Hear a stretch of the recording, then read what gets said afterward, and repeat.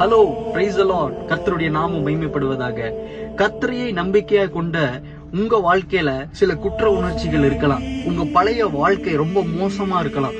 நீங்க சிலரை ஏமாத்தி இருக்கலாம், சிலரால ஏமாத்தப்பட்டிருக்கலாம், எவ்வளவோ பாவத்துக்கு நீங்க அடிமைப்பட்டிருக்கலாம், எவ்வளவோ பாவ பழக்கங்கள்ல இருந்து நீங்க மீண்டு வந்திருக்கலாம்.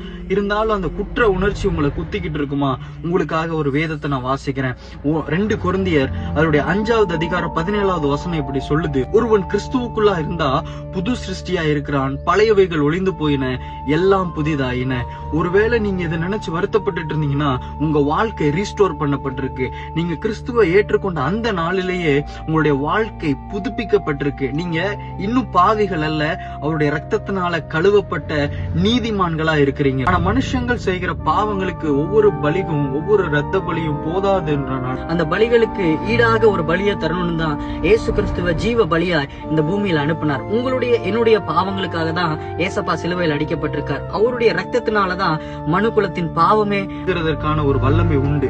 ஏன்னா அவரு தான் ஒரு பழுதும் ஒரு குற்றமும் இல்லாதவராய் இந்த பூமியில இருந்து நம்மளுடைய பாவங்களுக்காக ஒரு சிலுவையில் அடிக்கப்பட்டிருக்கிறார். அவருடைய ரத்தத்தினாலதான் உங்களுக்கும் எனக்கும் மீட்பு.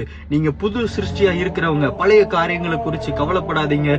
புதிய வாழ்க்கையில இயேசுவை நம்பிக்கையா கொண்டு முன்னேறுவீங்கன்னா கர்த்தர் உங்களை ஆசீர்வதிப்பார். God bless you.